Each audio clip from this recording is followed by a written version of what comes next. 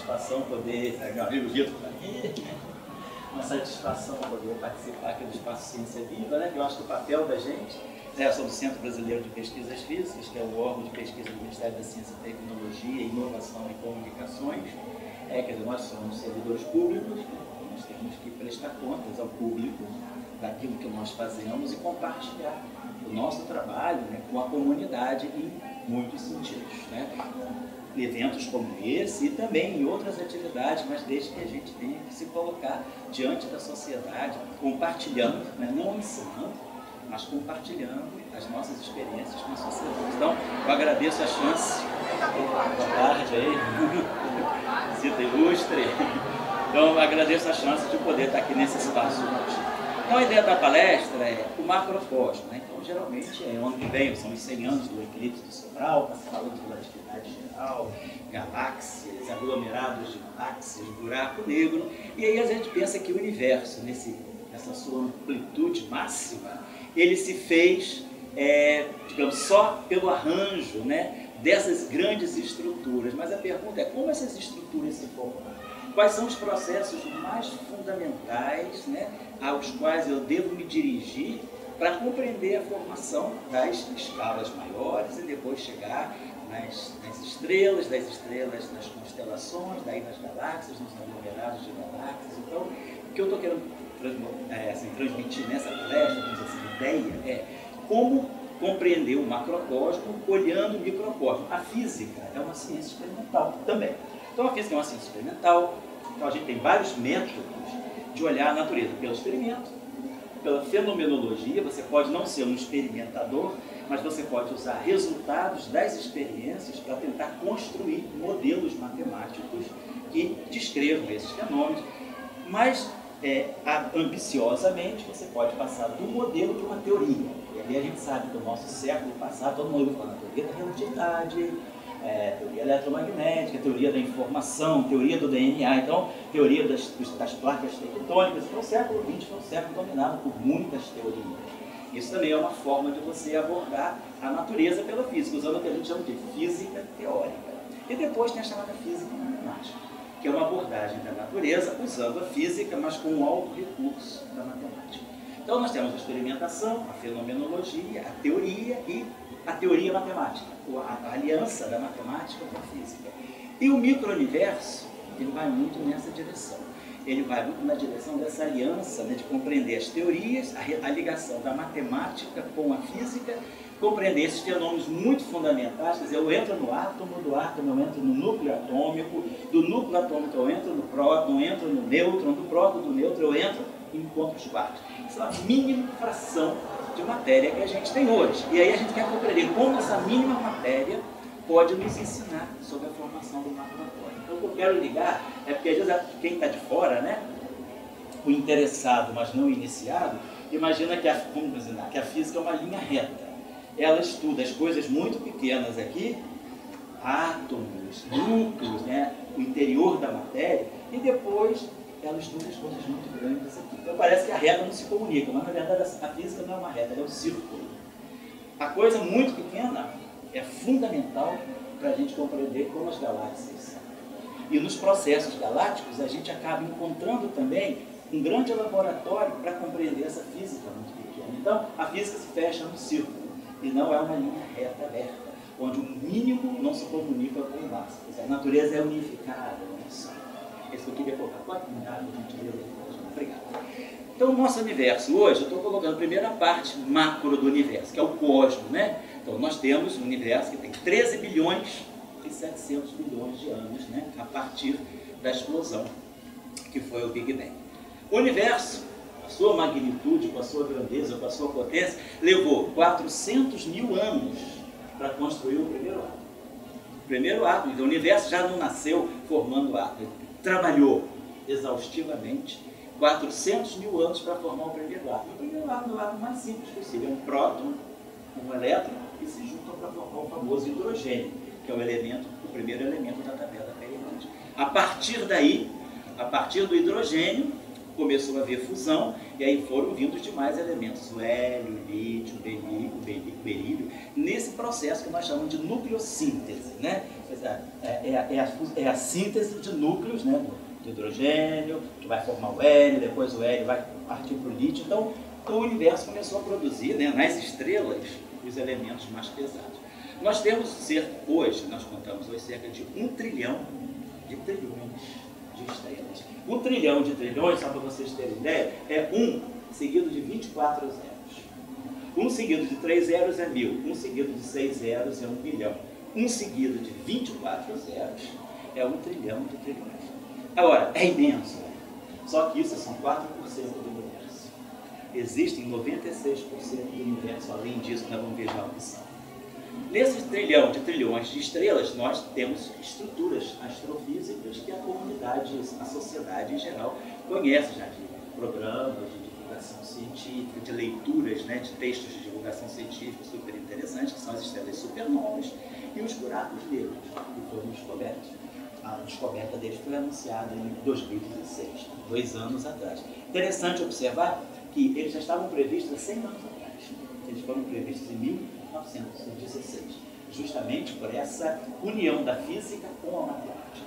Então aí eu quero colocar ao longo da palestra, colocar um pouquinho a importância dessa percepção abstrata da natureza, né? Ciência é abstração, a gente precisa abstrair, fazer uma viagem intelectual para poder fazer previsões que estão, às vezes, a longo prazo de nossa realidade. Por exemplo, para chegar aos buracos negros, esperou-se 100 anos. Nós vamos ver outras coisas nessa ordem de grandeza. As estrelas sintetizaram os materiais, os metais que nós conhecemos, eles foram fabricados nas estrelas. As estrelas são as grandes siderúrgicas do universo. As estrelas se aglomeraram em galáxias, as galáxias em aglomerados de galáxias. E o universo, como a gente passou a entender a partir de 1998, ainda está se explodindo. Ele explodiu. Uma explosão, ela vai até um certo ponto, depois ela se desfaz. O universo ainda está em fase de expansão. Mas não só expandindo. Ele está expandindo cada vez mais rápido. E sabia-se que ele estava expandindo, mas não se sabia que ele estava em expansão com aceleração. Ou seja, expandindo, mas cada vez mais rapidamente. Isso é um grande desafio para a física contemporânea. Pode passar por gente isso. Então, o nosso universo, agora, isso é uma... Desculpa, eu vou encher um pouquinho aqui, tá bom, só para poder fixar a ideia. Então, aqui nós falamos do mapa, desse universo gigantesco que está, assim, a escalas muito longínquas do próprio sistema solar, da Via Láctea, e vai até o confim. A gente conhece hoje aonde é que o universo está terminando. A gente tem uma ideia. É 25 zeros quilômetros. Então, é como se fossem 10 trilhões de quilômetros, hoje é o tamanho do universo. O que tem depois disso aí? Será que é um monstro, né? Como se pensava na época das grandes navegações? Será que tem tempo? Será que tem espaço? O que tem depois que o universo acaba? Né? Ou tem Deus? Bom, agora o micro. Vamos agora olhar, a gente fez a viagem, desculpa, fiz viagem, mostrou que tem o grande. Agora vamos lá para o início da reta, pequenininho. Vamos fazer o seguinte, vamos olhar, todo mundo tem ideia, né, do ensino médio de uma célula. A célula é formada de moléculas, cadeias moleculares, DNA. DNA é cheio de elementos, né, cadeias. Aí a gente vai olhar as moléculas. As moléculas são feitas de átomos. Os átomos são feitos de núcleos atômicos com elétrons orbitantes. O núcleo atômico é formado de prótons e nêutrons. Os prótons e nêutrons, no ano que vem vai fazer 50 anos, da descoberta de que os prótons e os nêutrons são formados de estruturas menores ainda, que nós chamamos, tenho certeza que o Vitor sabe. Isso, o Vitor está aqui. Então, essa é a essência da matéria nuclear. Aqui a gente pode dizer, eu cheguei à menor porção de matéria que os gregos, né, os atomistas lá do século 7, 8 a.C., Demócrito, Leucipo, buscavam qual é a essência, qual é a menor porção de matéria. Eles chamavam de átomos, né? Hoje nós sabemos que são os quartos. Aqui eu estou colocando alguns prefixos gregos, né, que mostram até onde a gente vai na matéria. O micro, vamos dizer micro. Micro seria a milionésima parte do metro. Eu pego um metro, divido 1 milhão de partes iguais. Ou eu pego um milímetro e divido em 1000 partes iguais. Eu chego no micro, onde a gente fala de micróbio, microbiologia, microtecnologia. Depois eu vou para o nano. O nano, eu já cheguei no átomo. O átomo é 1 bilionésimo do metro. Então, O átomo hoje já é uma coisa muito grande para a física. Aí tornando, eu vou para o pico. O pico é 1/trillionésimo do metro. Depois eu vou para o femto. O femto é 1/milionésimo de milionésimo do milésimo do metro. Esse femto aqui é o núcleo atômico. Quando eu chego na escala femto, você fala femtofísica. Femtofísica é a física nuclear, do núcleo. Nanofísica é a física do átomo. Picofísica é uma física intermediária entre o átomo e o núcleo. Atofísica. Ato é 1/milionésimo do trilionésimo. É o ato metro. Então aqui eu já estou falando do interior do núcleo atômico. Estou falando, por exemplo, dos prótons e dos nêutrons. E depois tem o zepto, que seria 1/bilionésimo do trilionésimo do metro. Que é onde a gente hoje está no ato. A gente espera daqui, talvez 100 anos, chegar no zepto.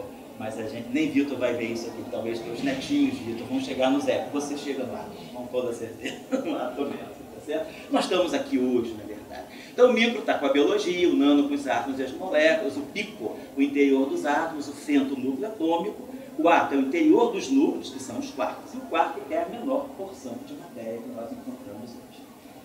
Se tem teorias já na física dizendo que o próprio quark é composto de um elemento mais simples ainda chamado préon. Né? Em grego, a palavra, o sufixo on, em grego, sempre significa partícula. Elétron, próton, nêutron. On é sempre partícula. O préon é on. Pré-on é a partícula pré. É o pré da matéria. É o estágio anterior à própria matéria. Isso é o que a gente espera começar a medir daqui a pouco. Então, isso aqui é o micro. Eu quero mostrar como isso aqui, como esses objetos, que são os menos, vamos dizer assim, os menores na escala, conseguem ser importantes. Pode voltar um slide, o anterior, isso, vai ser importante para formar o mapa. É como se a gente falasse o seguinte: imagina que o rei dos oceanos não é mais a baleia, é a sardinha. É a menor porção da escala, ela que vai coordenar todo o universo. Então, é daqui que nós queremos, pode passar por gente, nós queremos aqui, a partir dos quarks, que é o que eu estou chamando de microfísica. Na verdade, eu devia estar chamando de atofísica, mas eu coloquei a palavra micro, porque micro todo mundo entende. Ato, muita gente não entenderia. Então, para um prefeito de um título de seminário, atofísica ficaria meio estranho. Microfísica, o cara já tem um imagináriozinho, micróbio, microbiologia, tá certo. E aí esses quarks, eles são fundamentais para a nossa compreensão de por que as estrelas estão como estão. Vamos passar por gentileza. O nosso universo hoje, ficou claro, nosso universo é formado de matéria e energia. No nosso universo, aqueles 1 trilhão de trilhões de estrelas, eles formam 4% do universo, que é o universo visível, com o qual nós temos contato através da luz.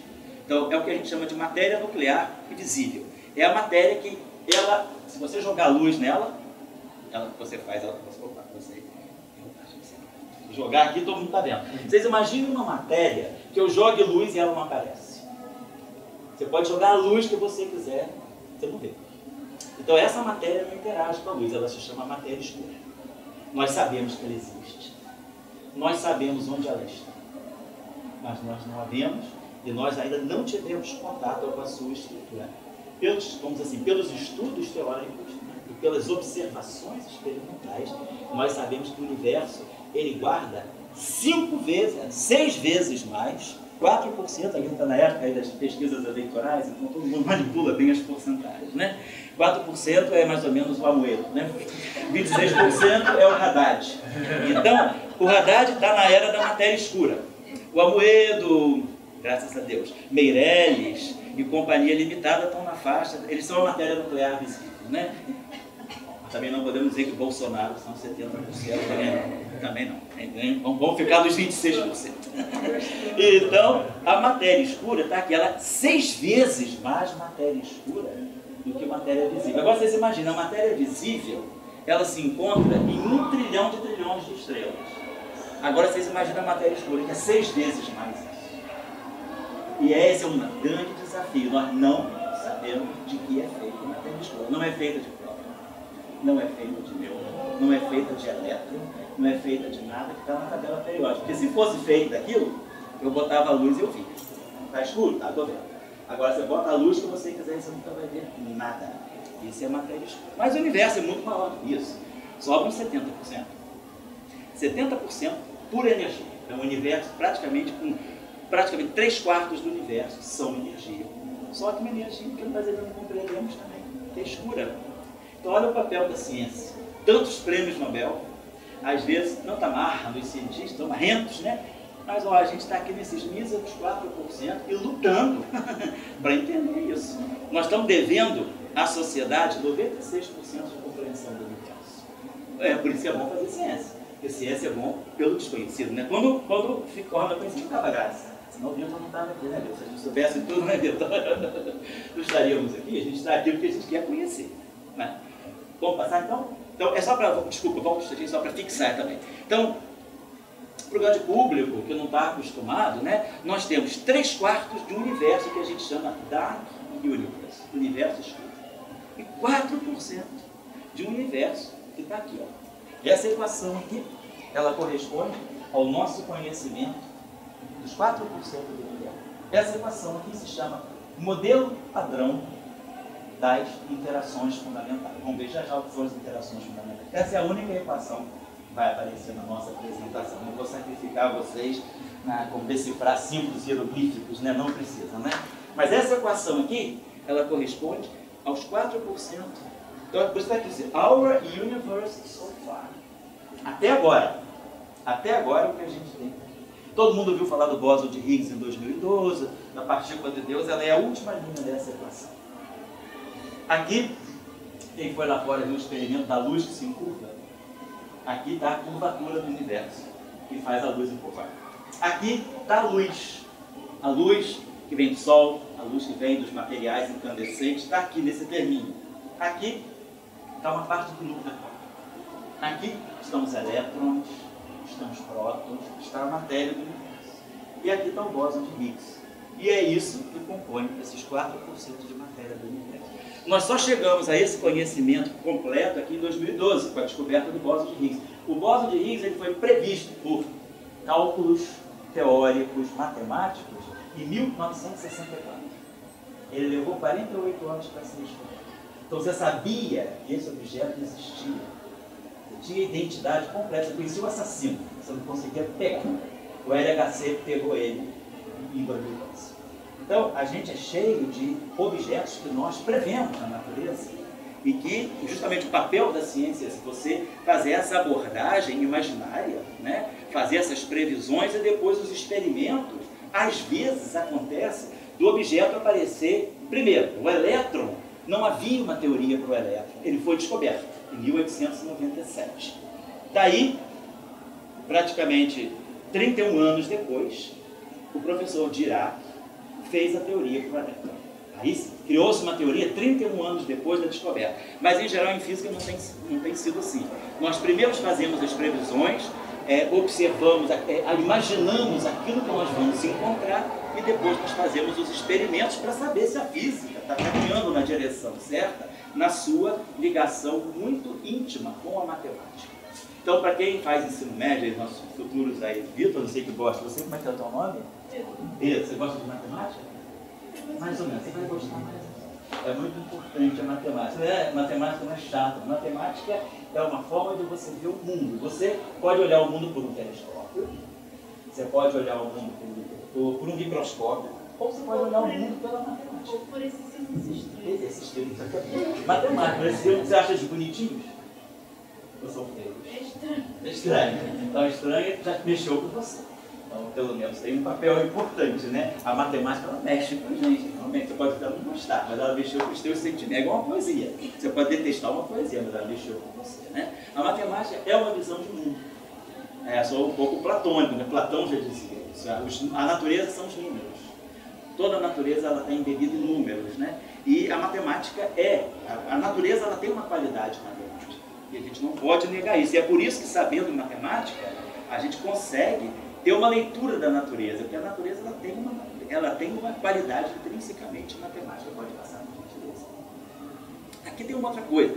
Φ é uma letra grega, né, que é a primeira letra da palavra physis.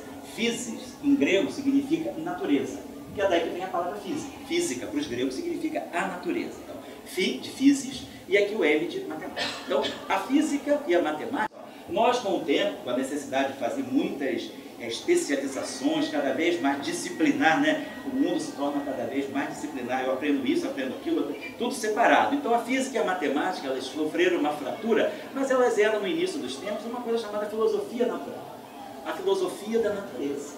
Né? Filosofia, sofos é conhecimento, e filo, amizade. Né? Então, quer dizer, você quer o apreço pelo conhecimento da natureza. Isso significa, né, quer dizer, essa relação entre a física e a matemática. Hoje nós temos a física matemática, temos a física teórica. Então, a física matemática é você olhar o mundo, você é um físico, quer olhar, ter uma visão de mundo pela física, mas você vai dar uma prioridade ao aspecto matemático que existe na natureza. É uma abordagem de mundo. Né? Você pode olhar o mundo de várias formas. Você pode olhar a lua, um poeta vai ver a lua de um jeito. Um músico vai ver a mesma lua, vai retratar de outra forma. Um pintor, um escultor, né? E, sei lá, o simples cidadão que aprecia a beleza. Então, o mesmo objeto da natureza, ele pode ser visto por várias lentes diferentes. A física é assim, eu posso olhar a natureza pelo aspecto matemático que a física tem consigo, pelo aspecto das teorias, as ideias, os conceitos que eu preciso elaborar para criar uma compreensão sobre aquele sistema ou sobre aquele fenômeno. A fenomenologia, você está menos preocupado com a essência dos fatos, mas você tem os fatos. Você quer analisar os fatos. A fenomenologia, ela é mais a notícia de jornal. Né? Vamos dizer, o jornalista é um fenomenólogo, ele trabalha com os fenômenos, ele não quer saber muito a origem. Talvez o sociólogo vai começar a compreender melhor a desigualdade, o antropólogo, mas o jornalista ele noticia. Então o fenomenólogo em física é o cara que vive do fato. Ele tem o fato e ele tem que analisar o fato. Né? E depois o experimental. O experimental é o cara que muitas vezes gera o fato. É o cara, é como se fosse um fotógrafo. Ele fotografa e o repórter escreve a reportagem. Então, aqui está o fenomenólogo e aqui está o fotógrafo. Então, o experimental, ele vai criar experimentos, ele vai bolar novos aparelhos, vai desenvolver tecnologia para poder estudar a natureza. Aí ele vai produzir fatos. O fenomenólogo vai analisar esses fatos. O teórico vai criar conceitos que possam estar na descrição desses fatos. E o físico matemático vai olhar o aspecto matemático que está por trás desses fatos. Então, são 4 visões de mundo que a física tem.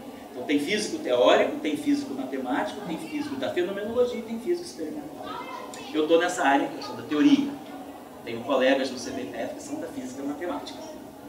Várias áreas da física e suas especialidades. Eu só quero me chamar a atenção para vocês é o seguinte: a física não é uma ciência tão desapartada. Muitas vezes eu sei que física no ensino médio é uma ciência muito antipática, porque o estudante está perdido, é uma aplicação de fórmula danada, né? Às vezes o estudante não sabe o que está fazendo, está substituindo símbolos por valores numéricos e não vê conexão com a realidade.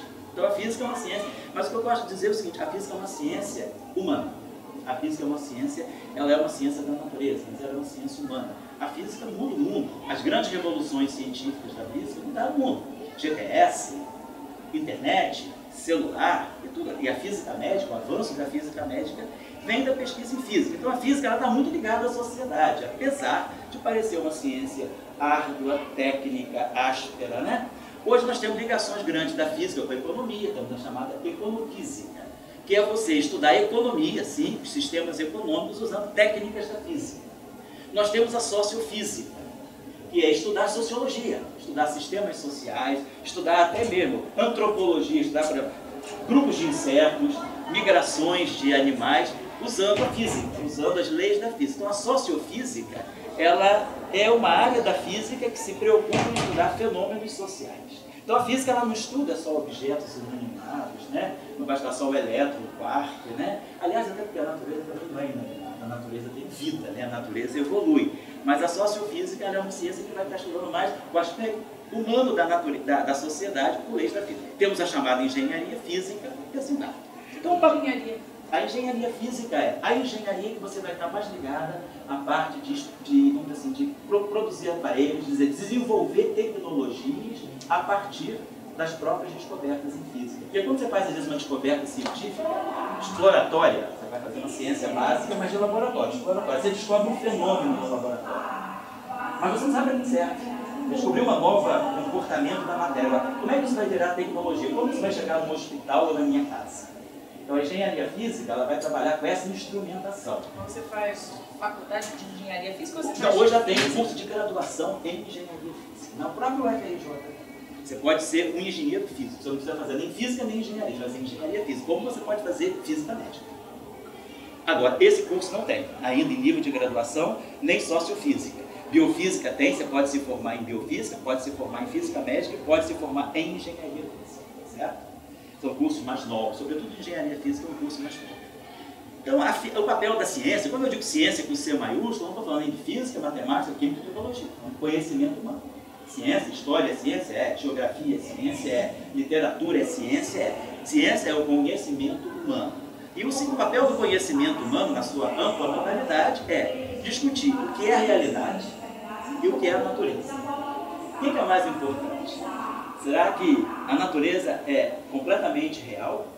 Ou eu posso criar uma realidade que não está na natureza? O que é mais fundamental? Ser real ou ser natural? A ciência, ela trabalha dentro dessa chave. Será que a ciência não pode criar realidades? E essas realidades passam a fazer parte da natureza do momento que o conhecimento humano criou. Então a gente tem essa discussão dentro da ciência. O papel da ciência não é se contentar com o que a natureza nos dá. É tentar compreender a natureza que nos dá. Einstein, a ideia dele foi papel e caneta. Essa foi a máquina dele. Agora você pega Rutherford, tinha um super laboratório. Ele descobriu as coisas e botou no mundo na massa. Todos os dois fizeram a humanidade caminhar para frente.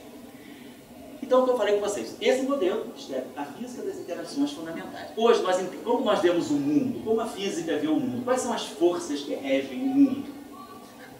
Fora as forças econômicas e políticas, né? Quais são as forças da natureza? As forças da natureza são a força de gravitação. Planetas, estrelas, galáxias, aglomerados de galáxias. A força eletromagnética, luz, elétron, eletrônica, eletricidade e magnetismo. A interação nuclear forte, aquilo que faz o núcleo se formar. Por que tantos prótons conseguem se juntar com tantos nêutrons, formar um núcleo, capturar o elétron e formar o átomo? O que está por trás da formação nuclear? Essa chamada interação nuclear forte. Mas a matéria se transforma. Uma matéria, ela emite radiação. A matéria nuclear, como uma teoria de Césio 137, ele emite radiação. O processo de emissão de radiação, essa instabilidade do núcleo atômico, ela está ligada a uma outra força da natureza que nós chamamos de força nuclear fraca. A forte agrega, forma. E a nuclear fraca, ela faz o objeto quase se desintegrar, mas não se desintegra. Por isso que ela é fraca, ela não é forte o suficiente para desmantelar a anterior. Essa forma condensa e essa aqui simplesmente emite alguns objetos, o núcleo tenta se desintegrar, ele não se desintegra completamente, mas ele se transforma no outro. É o que a gente chama de decaimento beta-nuclear. Essa força aqui foi entendida nos anos 30. E nós estamos buscando agora uma quinta força. Tudo indica que há uma quinta força na natureza que nós ainda não temos assim, uma percepção muito clara, nem do ponto de vista teórico, nem do ponto de vista experimental. Provavelmente essa quinta força ela está associada ao bóson de Higgs. É a força que está por trás da formação do bóson de Higgs. É uma conjectura ainda não provada. Pode passar, por gentileza? Aqui estou só colocando, então, o nosso século passado, algumas teorias, grandes teorias, vieram lá do século XVII. Teoria da gravitação de Newton, né? Newton começou a compreender que a Terra girar em torno do Sol, a Lua girar em torno da Terra, é a mesma coisa que a pedra que eu jogo cai, a maçã que cai. São vamos dizer, situações diferentes, mas regidas pelo mesmo fenômeno. A física está sempre buscando essa unificação. Olhar coisas diferentes, mas perceber que essas coisas diferentes, elas são diferentes para a nossa percepção. Mas, na verdade, elas são manifestações de um fenômeno único. A física está sempre buscando essa chamada unicidade, unificação, universalidade. Na verdade, tudo é uma coisa só. A gente tem diferentes manifestações do mesmo fenômeno. Newton entendeu então a teoria da gravitação. Ele viu que a maçã que caía e a Terra que está em torno do Sol é a mesma física, é o mesmo fenômeno. Marx, em 1865, fez uma previsão matemática em cima da eletricidade e do magnetismo, que na época que ele fez não servia para nada. Ele falou o seguinte, ó, a luz, que vinha tentando ser entendida já há mais de um milênio, né, desde a época dos gregos, a luz nada mais é do que um campo elétrico e um campo magnético que vão caminhando pelo espaço. Ele conseguiu entender a radiografia da luz usando argumentação matemática. Ele era um teórico e um experimental, ele era completo. Mas aí, para que serve saber isso? A luz existia independentemente de eu saber o que ela era. Então o papel da ciência muitas vezes é esse, você, tudo bem, beleza, você mostrou isso, mas para que isso serve? Bom, daqui a pouco nós vamos ver para que essas coisas servem. Einstein, em 1905, fez uma outra teoria, chamada teoria da relatividade especial, que também é uma unificação. Ele mostra que tempo e espaço são duas manifestações da mesma coisa. Você olha para o relógio, você diz, o quão diferente um relógio é diferente de uma régua. A régua mede espaço, o relógio mede tempo. Einstein diz, não, o relógio pode medir espaço e a régua pode medir tempo. Ele unifica.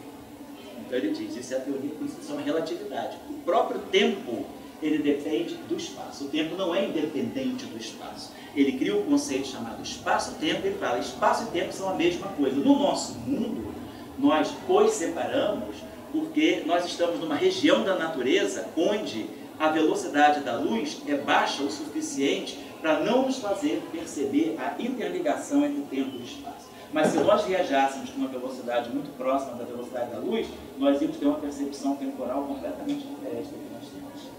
Depois, Niels Bohr, em 1913, fez o famoso modelo atômico. Niels Bohr, pela primeira vez, disse, o átomo deve funcionar se existem leis que regulam o comportamento e a formação do átomo. 1913. 1915, Einstein vai mais longe e Einstein unifica. Ele unifica a gravitação, que era de Newton, com a relatividade especial. Ele unifica duas teorias da física diferentes numa teoria única. E ele começa aqui em 1915, aí em 1916 ele faz a previsão dos buracos. A partir dessa teoria matemática.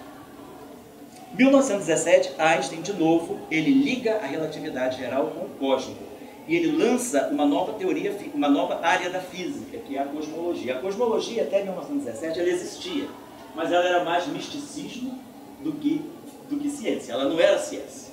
Ela era uma coisa mais mágica, mais mística, mais religiosa. Einstein torna a cosmologia uma teoria física. Ele mostra como eu posso compreender o cosmos a partir da relatividade geral. Isso em 1917, no ano passado fez 100 anos.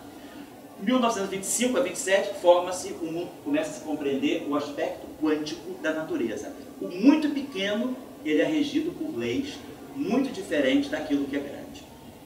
Aqui está o que eu falei, o modelo padrão das interações fundamentais, que é essa camiseta, e depois a teoria de cordas que está em franco desenvolvimento. Então, nós temos aqui exemplos de grandes teorias da física. Fora, estou falando teoria da informação, teoria da história, né? Teoria de Marx da história, teoria do DNA, teoria da geofísica. Tem muitas, eu estou falando das teorias físicas mais importantes do século passado. Pode passar, por gentileza. E aí, filosofia, matemática e física, elas devem caminhar juntas. A filosofia, qual é o papel da filosofia? Vamos tirar a filosofia do ensino médio. Essa grande violência que estão fazendo, né? Estão fazendo e já fizeram até. Filosofia é a maior experiência que a gente tem para realizar pensamento. Sem filosofia não se pensa. E sem se pensar não se faz ciência. Ninguém pensa que esses grandes físicos não soubessem filosofia. Eu tive contato com vários deles. Quando fiz meu curso de doutorado no exterior, eu tive 5 professores que me deram aula e tiraram o prêmio Nobel. Todos eles eu conheci bem, tive aula com eles, pude tirar muitas dúvidas com eles. O que eu mais aprendi com eles foi filosofia. Nenhum deles me ensinou a resolver nenhuma equação, eles não perdem nem tempo com isso. Eles me ensinaram a pensar os aspectos filosóficos na ciência. Então, sobretudo, a filosofia é fundamental para ela nos dar uma visão de realidade de natureza. E você leva isso para a ciência. Não adianta você fazer ciência escrevendo uma equação matemática, você tem que saber o que você quer, qual é a tua visão de mundo. E você só organiza a tua visão de mundo quando você tem princípios filosóficos, religiosos, a gente tem que ter princípios. A gente tem princípios de ser. A física já foi chamada simplesmente de filosofia. Foi, exatamente. A gente falou, você percebeu bem lá no início, dos tempos, a física era a filosofia natural. É isso aí. E continua sendo. Apesar, né, da comunidade científica muitas vezes não gostar de dizer, filosofia é uma coisa, física é outra. É a mesma coisa. Eu digo isso porque eu aprendi isso com pessoas que mudaram a física. Eu aprendi isso, não tive aula com Einstein, não deu tempo, mas eu tive aula com outras pessoas que pensaram tão grande quanto e que mostraram a importância do conhecimento filosófico na formulação da matemática e da física. Então a filosofia nos dá essas experiências de pensamento. A matemática, ela ajuda a organizar a nossa abstração. A física, ela nos coloca diante de uma questão da natureza. E aí quando você une a filosofia com a matemática, com a física, você está unindo as tuas experiências de pensamento com a tua capacidade de abstração, tudo isso a serviço de uma possível compreensão da natureza. Então a física, ela é esse resultado, né, de uma ligação entre a filosofia e a matemática, até a física experimental. O experimental, quando vai para o laboratório, ele vai em busca de uma coisa. Ele tem um ideal que ele persegue, ele acredita em alguma coisa. Por que se construiu essa grande máquina no CERN, no LHC, que custou 10 bilhões de dólares? Porque aqueles físicos experimentais que põem a mão na massa, eles acreditaram que a física teórica os levou para uma concepção de mundo que eles acreditam que seja verdadeira. E fizeram muitas previsões que ainda não são vistas. Então vamos fazer uma máquina que consiga nos fazer perceber essas coisas que essa grande teoria, que é o modelo padrão, nos diz. Então você acredita em alguma coisa também, você tem um princípio que te guia. Se eu não acreditar numa teoria, eu não vou fazer nenhum experimento para medir ela. Ele não vai para um laboratório para medir assim, vamos ver, vida leva eu, experiência leva eu, porque pintar pintou. Não é assim que você faz ciência. Você tem que acreditar na coisa e seguir a coisa e tentar provar e... Você tem que acreditar, isso é a palavra que eu sou perfeito. Eu acho que ciência é fé. Você tem que ter fé numa teoria. Você acredita, você é o quê? Você é PT, PSDB, PSF, sabe o quê? Você se filia a um partido. Na física também. A gente se filia a uma teoria. Tem gente que odeia a teoria de cordas. Gente grande, que é a teoria mais fancy, a teoria mais refinada da física hoje é a teoria de cordas. Tem físicos que abominam e fazem uma outra física que tenta, no lugar da teoria de cordas, compreender os mesmos fenômenos aos quais a teoria de cordas se presta a compreender. Então você tem visões antagônicas, não querendo ver a mesma coisa. Então você se filia a uma teoria. Em física é preciso você também ter filiação teórica. Você pode ser um experimental e dizer, olha, eu vou para o laboratório para mostrar que tudo isso aqui é mentira, que tudo isso aqui está errado. Então eu me filiei a uma teoria que vai contra o modelo padrão. E existe. Então eu só estou tentando colocar que às vezes a pessoa que não está na ciência, ela fica com uma ideia muito ruim da física, assim, pensando que a física é uma ciência muito imperialista, que o que a física fala a gente obedece. A gente não obedece nada, a gente é que faz a física. A física é um produto nosso, nós não somos escravos da física. Não é assim. Você pode olhar a mesma coisa da natureza de modos com teorias antagônicas. Então tem uma visão de um mundo embutida aí. Tem uma visão filosófica de natureza embutida. Isso eu queria colocar. Eu acho que numa palestra de divulgação é importante muitas vezes a gente mostrar para o público, né, que a ciência ela é um instrumento de debate. A física é uma ciência de debate. Eu acho que eu coloco física e sociologia em pé de igualdade. É a mesma coisa. Da mesma forma que você pode assumir uma teoria sociológica ou outra, você pode assumir uma teoria física. Pode ser capitalista ou marxista, mas você está discutindo a relação do trabalho e a relação do capital-trabalho. Pode ser capitalista, você está olhando o capital-trabalho. Pode ser antagônico, você vai olhar a mesma coisa. E a física é a mesma coisa. Estou olhando a natureza, eu posso usar a teoria de cordas? Posso. Mas não, eu acho a teoria de cordas uma porcaria. Eu vou procurar uma outra teoria que alguém já construiu, ou eu vou ser arrogante para construir uma outra teoria que vai combater a teoria de cordas para descrever a mesma coisa.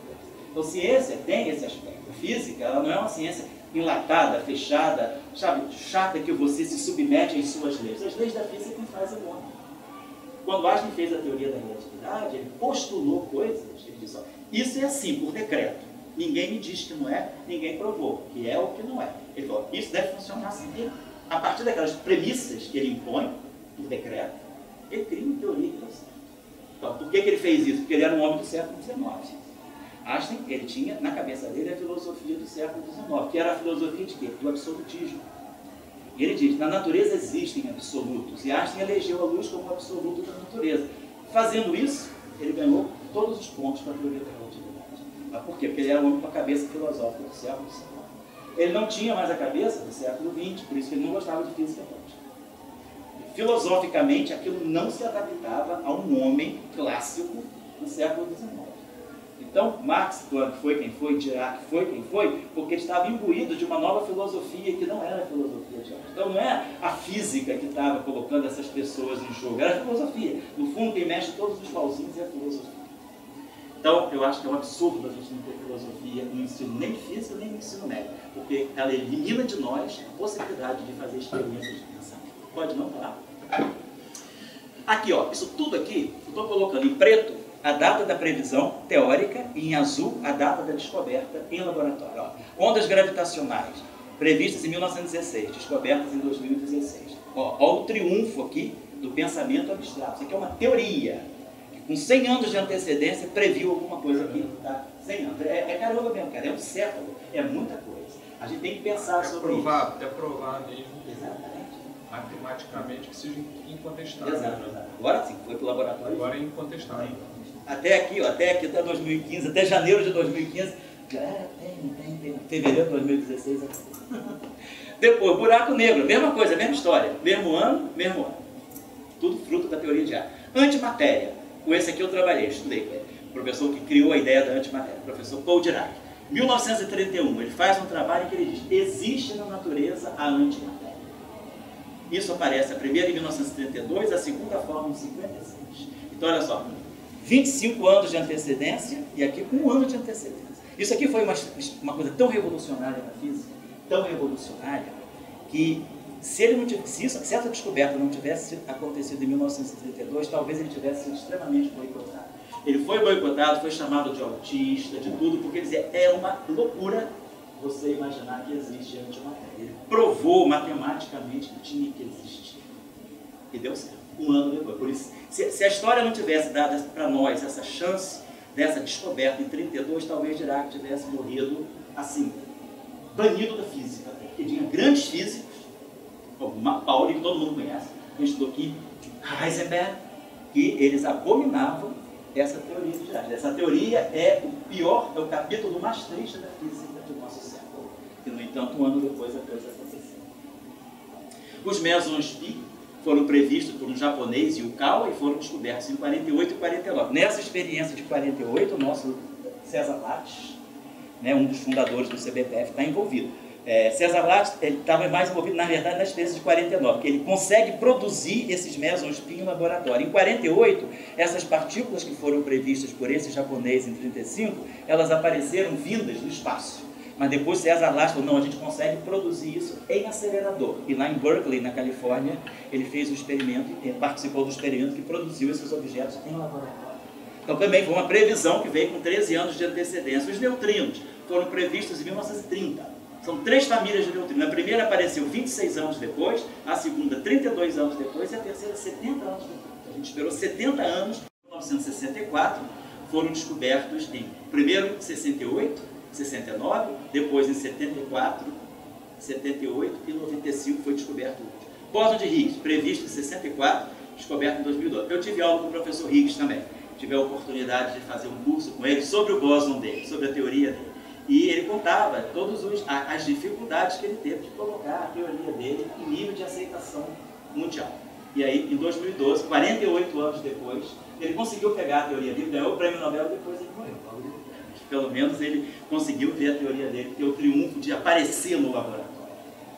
E esses bósons W e Z foram previstos em 67, descoberta o W em 82 e o Z em 83. Eu também tive aula com o criador dessa teoria. Na verdade, eu fiz o meu doutorado com ele.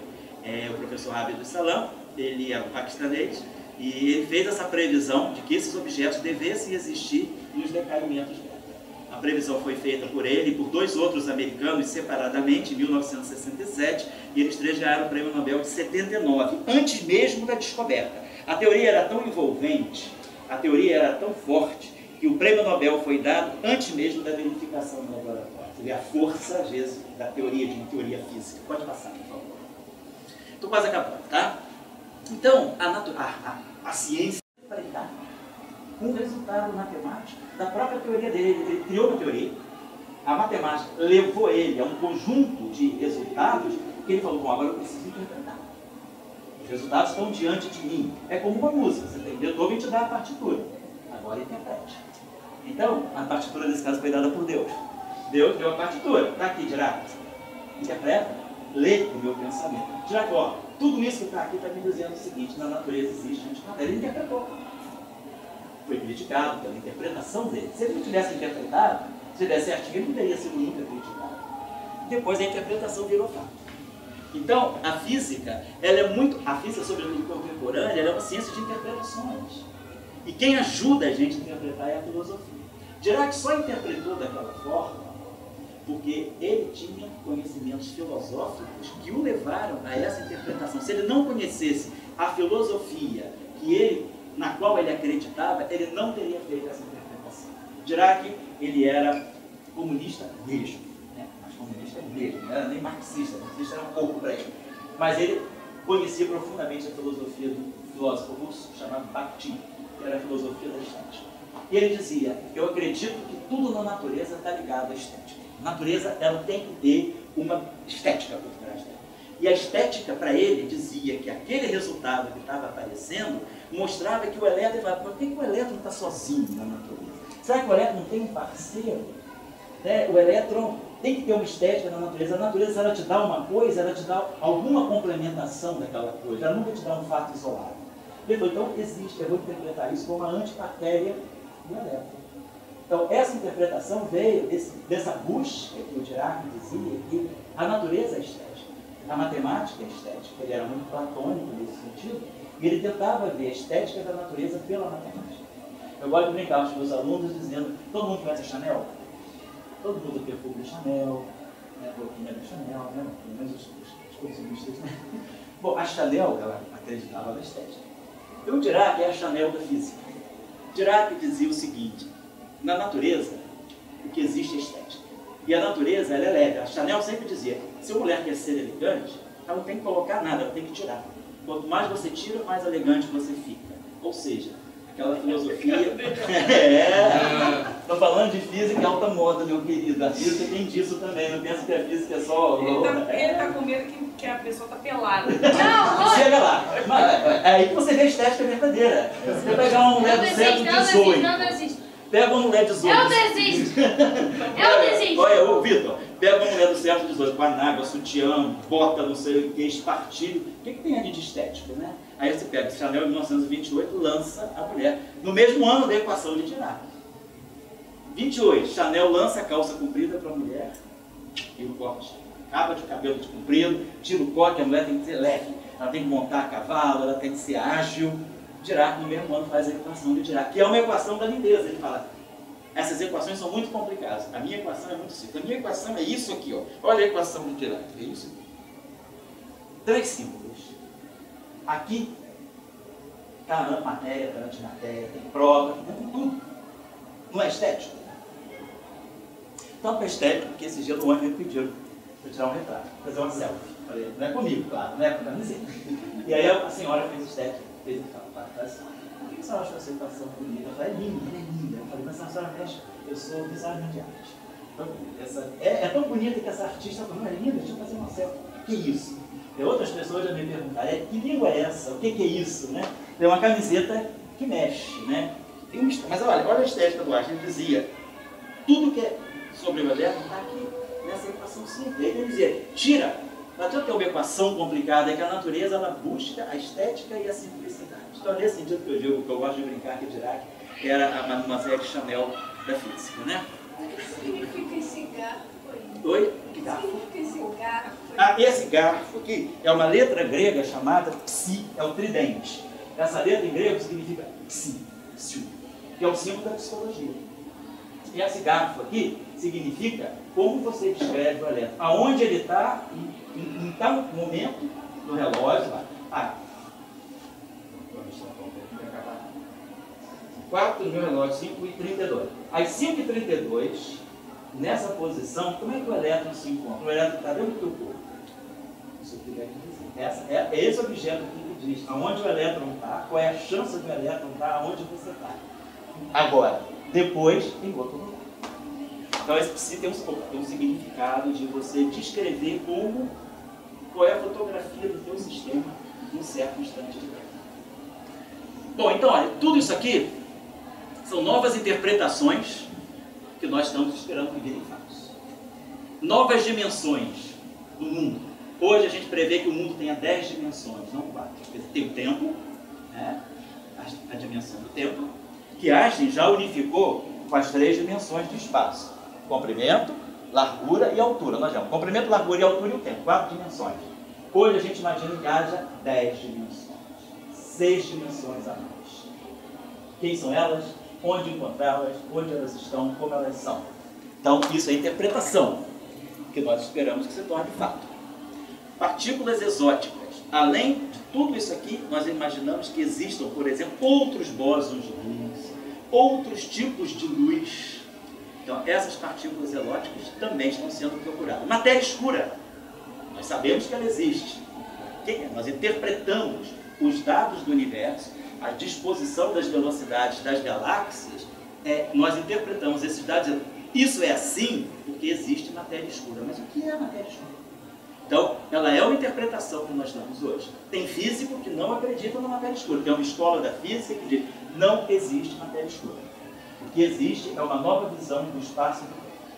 Já outros físicos dizem, não, o espaço e o tempo são como Einstein colocou. O que existe é matéria escura. Então, duas frentes conflitantes, procurando descrever a mesma coisa, a velocidade das galáxias dos aglomerados. Outros bósons de Higgs e novos regimes de comportamento da luz. Então, isso aqui são interpretações.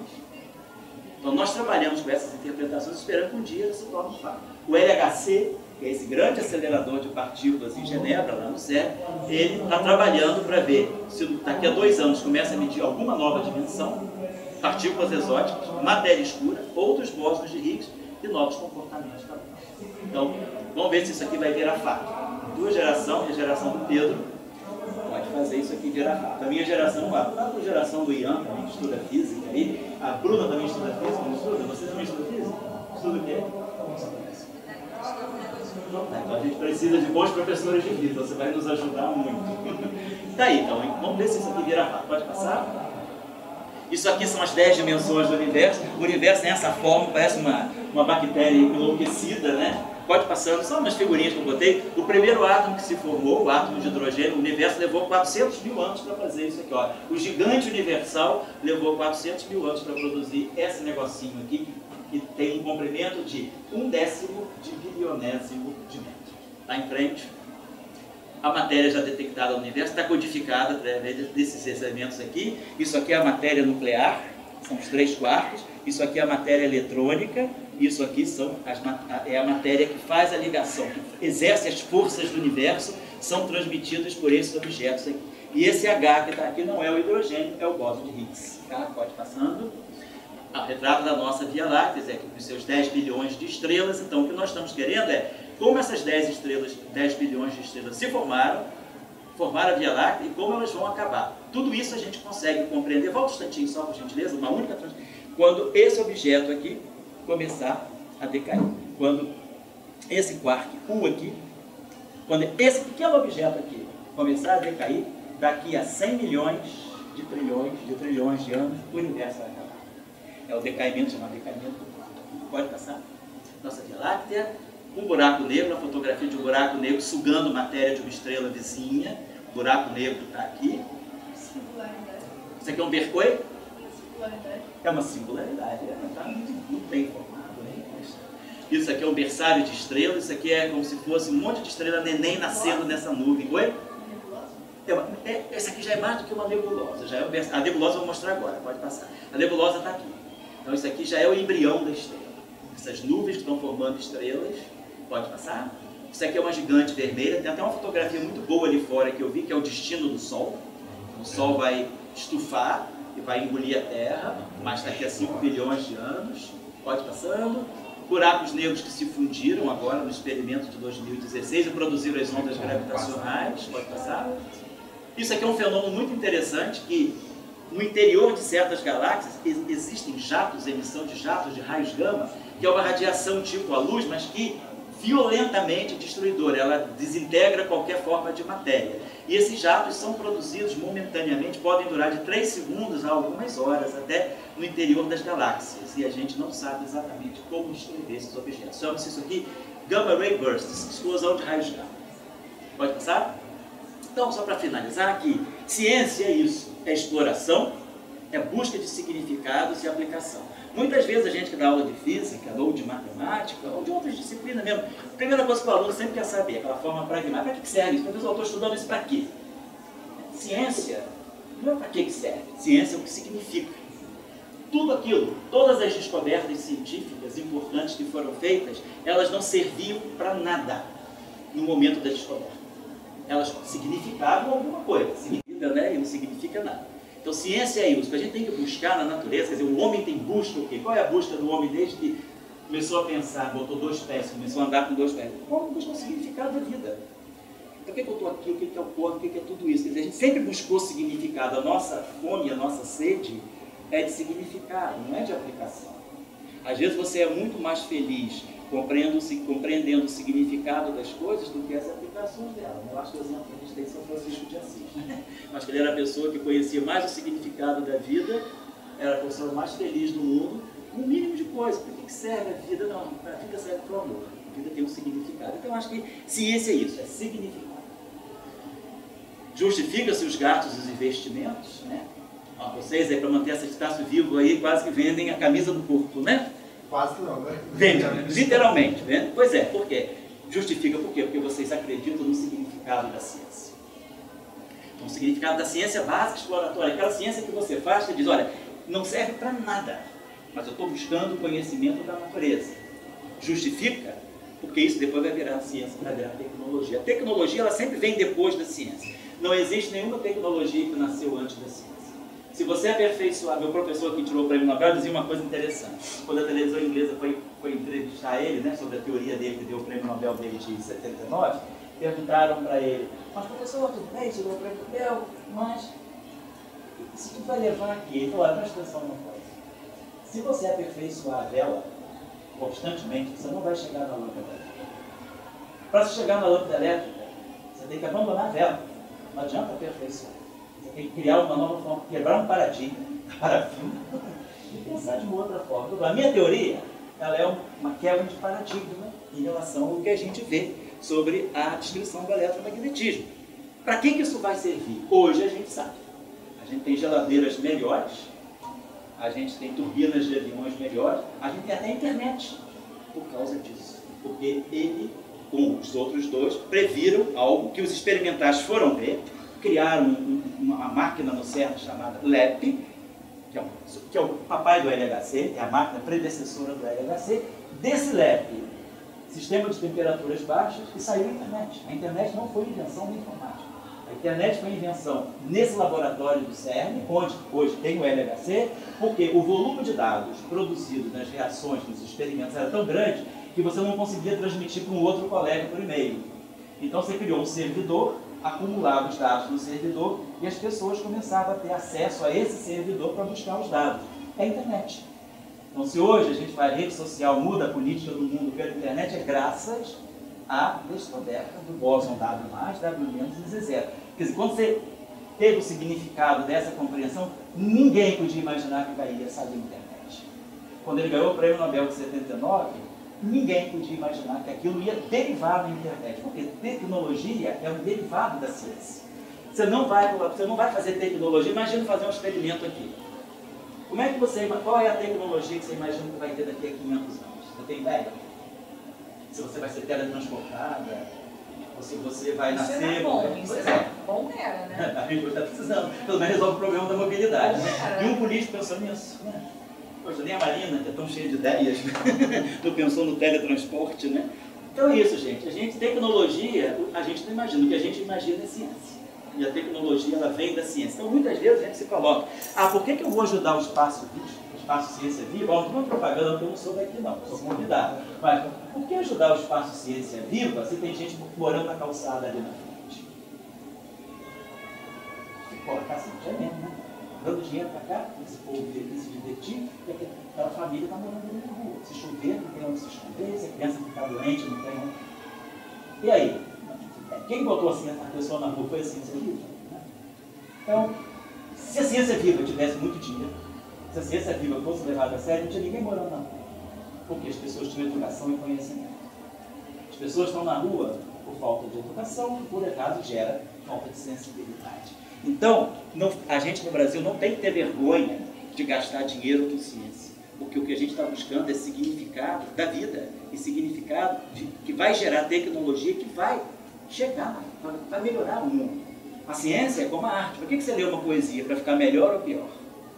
Por que a gente adota uma religião? Para ser melhor ou pior? E para que a gente estuda ciência? Para ser melhor ou pior? Ser melhor. A ciência tem que nos melhorar também. Mais conhecimento você tem, melhor você tem que ser como pessoa. Então a gente tem que pensar que é importante, sim. O problema do Brasil, da fome, da grande desigualdade, não foi a ciência que gerou. Pelo contrário, a ciência é tão miserável quanto as pessoas... A ciência é um favelão. A ciência no Brasil é um favelão. Só que as pessoas são estudadas. Então, se a gente for olhar, a favela não está só na favela. A favela está no mundo do conhecimento também. Qual é o dinheiro que você dá para o Espaço Vivo? Ciência Viva? Qual é o dinheiro que você dá para a Semana Nacional de Ciência e Tecnologia? Que é levar esse conhecimento ao povo, educar o povo. Então, a gente tem que ter um pouco de percepção, né, de que não é um discurso assim, vamos dizer, impróprio, não, vamos resolver o problema da ciência e deixar o problema da fome. Não, se você resolver o problema da ciência, certamente não vai ter mais desigualdade. A ciência, ela não trabalha com a desigualdade. A ciência é extremamente democrática. Mas se pensasse assim, o museu não teria queimado. Pois é, porque não pensa, justamente isso que eu estou dizendo. A insensibilidade dos nossos governantes é justamente essa. Você tem que roubar museu, não percebe que tem significado. Outra coisa que eu queria dizer, muito bacana da física, a física é uma ciência extremamente democrática. O CERN, a segunda cláusula da fundação do CERN é a seguinte: tudo aquilo que aqui for descoberto e for transformado em tecnologia não pode ser vendido, tem que ser patrimônio da humanidade. Se o CERN fosse capitalizar tudo aquilo que ele gerou de tecnologia, com os experimentos que são feitos lá para estudar física, ele seria talvez o maior império do mundo. Tudo lá tem que ser absolutamente colocado em favor da sociedade. Nada do CERN pode ser vendido como tecnologia. Toda a tecnologia, tudo aquilo que é produzido no CERN tem que ser colocado à disposição do socializado 100%. É a segunda cláusula da fundação do CERN. Então, a ciência, ela trabalha pela democracia e pela igualdade. Ela não trabalha para gerar desigualdade. A desigualdade são outros fatores. Estou colocando isso porque num país como o nosso a gente encontra muito discurso simplista, reducionista, dessa palavra. Para que dar bolsa para esses caras? Os caras estão chorando que não tem bolsa da casa. Vai dar comida. O problema não é que a bolsa está tirando a comida de ninguém. A comida, as pessoas que não têm saúde, as pessoas que não têm direito à saúde, não têm acesso à educação, é porque existem outros interesses em jogo e o mesmo interesse que tira a bolsa é o mesmo interesse que faz essas pessoas perpetuarem suas gerações nas favelas. Eu queria só chamar a atenção disso, para a gente não cair nesse discurso populista, de que ciência está tirando dinheiro da sociedade. Não está. Quanto mais dinheiro você der para a ciência, melhor a sociedade fica. Então, acho que isso aqui é importante a gente perceber, a relação entre ciência, capital e trabalho. Quer dizer, Marx pensou na relação entre capital e trabalho. Hoje a gente trouxe a ciência para esse discurso. Qual é a relação entre ciência e capital, capital e trabalho, e ciência e trabalho? Hoje a gente já fala do pós-trabalho. Na Noruega, por exemplo, hoje em dia uma grande discussão na Noruega é o mundo do pós-trabalho. As pessoas daqui a pouco não precisam mais trabalhar. A tecnologia resolve tudo. E como é que fica o mundo do pós-trabalho? Quem é que vai dominar o mundo? Vai ser o conhecimento. Então, países de vanguarda, eles já estão discutindo pós-trabalho. Nós aqui já estamos com 13 milhões de desempregados. Procurando o quê? Procurando vender quentinha. Procurando vender balamentos dentro do ônibus. É isso que a gente está... Essas pessoas que obrigam esses chefes de família a vender balamentos dentro do ônibus são as mesmas pessoas que acabam com ciência viva, que acabam com as bolsas, que dizem que gastar dinheiro com isso é bobagem. Vamos para em frente? Então, a última parada, a última transparência. Então, a ciência, ela busca uma verdade. Então, o pragmatismo diz o seguinte: a verdade de uma proposição se estabelece a partir de seus efeitos. Se uma coisa, se eu vejo que tem efeito, então eu acredito naquela coisa. Isso é um pensamento pragmático. não é só assim que se faz ciência, também é assim. Habermas, acho interessante, Jürgen Habermas era um pensador da escola de Frankfurt, um grande filósofo. Ele dizia o seguinte: uma verdade ela é estabelecida no consenso geral pelos argumentos. Você cria uma verdade a partir de uma linha consensual de argumentações. Teoria de cordas é isso. A teoria de cordas ela é uma verdade estabelecida. Nós não temos nenhum efeito ainda. É ciência. E Nietzsche vai mais à frente. Ele diz: não há fatos, há apenas interpretações. Vamos lidar com fatos. Como eu falei com vocês, Dirac chegou a fatos porque primeiro ele passou pela interpretação. Então, ciência também, você pode fazer uma ciência de interpretações e essas interpretações podem ou não virar fatos. Se virarem fatos, a tua interpretação é boa. Se esses fatos nunca aparecerem, a tua interpretação é ruim. A gente vê, às vezes, atores péssimos, né? Atores ótimos. Você vê o mesmo filme, que é a atuação vergonhosa, que é a atuação magistral. Então, a interpretação leva ao Oscar, ou leva ao anti-Oscar, né? A mesma coisa em ciência. Interpretação. Dirac interpretou bem. Einstein interpretou bem. Bohr interpretou bem. O que Bohr fez com o átomo de hidrogênio, em 1913, quando ele criou o modelo atômico, era um trabalho puramente interpretativo da natureza. Ele não tinha nenhuma base sólida para colocar aquelas leis que ele colocou. Ele tinha um mínimo de conhecimento, mas estavam muito longe, muito afastados das leis que ele entendeu que a natureza devesse obedecer. Finalmente, seus contatos, quem quiser conversar, trocar alguma ideia, meu e-mail no CBPF. Esse site aqui é um site chamado Professor Global, onde nós colocamos tudo que a gente faz em ciência lá no CBPF, curso, discussão, seminário, mesa redonda, tem até o Vitor filmado aqui também nas aulas que você assiste. Eu não peguei direito autoral teu. Ali também, aqui também você está sendo filmado. Ih, rapaz, foi bonito.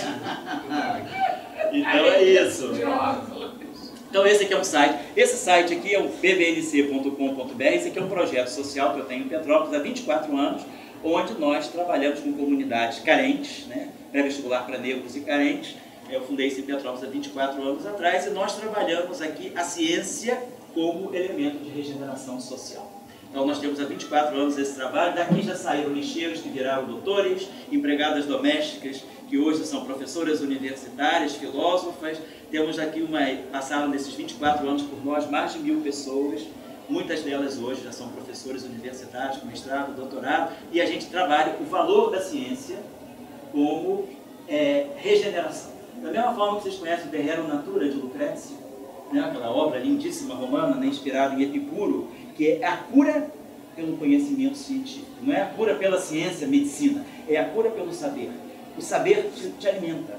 O saber é um remédio. Você saber é aquilo que te dá autoestima, te dá luz, te dá crença na vida. A gente trabalha nessa linha epicurista de a ciência como elemento de regeneração.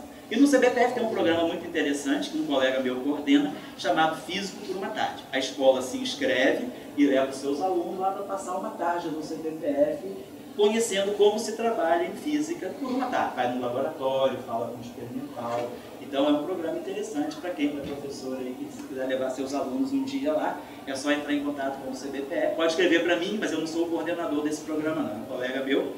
E ele é muito articulado com esse programa. Agora a gente, essa semana, vai receber uma escola de Minas Gerais, uma escola de Mato Grosso, fora uma escola de Duque de Caxias. Então a gente recebe sempre escolas que estão buscando conhecimento, assim, o que é um centro de pesquisa, como o centro de pesquisa funciona, como trabalha, como a física trabalha. Então estou só deixando esses contatos aqui para quem tiver interesse, tá bom? Então eu agradeço a vocês pela gentileza da atenção, agradeço ao Paulo Henrique pelo convite, junto com o Luluano, né? Que a ideia da gente é essa, é compartilhar o nosso trabalho, aproximar ao máximo a ciência da sociedade e mostrar que a ciência está ao alcance de todos. Não precisa ser bom em matemática para ser físico. Eu não era muito bom nisso, eu gostava de história e geografia. E me formei em música, mas acabei sendo físico. Me formei em música, minha formação toda foi para eu ser violinista, me formei, terminei o conservatório junto com a faculdade e acabei sendo físico. Então você não precisa ser prodígio em matemática para fazer física, basta você querer conhecer. Então, eu só queria dizer que a física é uma ciência muito mais próxima da sociedade, porque às vezes diz, a física é Einstein, se associa a física à genialidade. Isso não é verdade. A física é uma ciência de trabalho, é uma ciência que requer experiência, e você vê que Olha, só para fazer uma observação, eu estava falando esse dia com meu filho, né? Ele está fazendo doutorado em sociologia, eu estava falando com ele. Ele disse, pai, não sei o quê, mas tem essa tipo imperialismo da ciência. Falei, presta atenção numa coisa. Eu já vi garotos de 15 anos terminar o doutorado no IMPA, já vi garotos de 14 anos terminar o doutorado em matemática em Cambridge, mas eu nunca vi nenhum garoto de 18 anos terminar um doutorado em sociologia, nem em história, nem em geografia. Dizem que história e geografia são mais fáceis. Me dá o nome de um doutor que se doutorou em sociologia com 18 anos. Agora, matemática eu dou um monte. Física também não. Não vejo nenhum doutor. Por quê? São ciências que pedem, porque a matemática é fundamental, mas exige algo, talvez, para ser sociólogo, que é a reflexão. E talvez para ser também. Não conheço nenhum doutor em educação, 13 anos. Nem o amadurecimento. Então, eu acho que é isso. A ciência, ela está mais próxima de todo mundo. Às vezes é mais difícil ser um sociólogo do que um físico. Eu teria mais dificuldade. Então é isso que eu queria deixar com vocês. A física está muito mais próxima de nós do que nós podemos imaginar. Certo?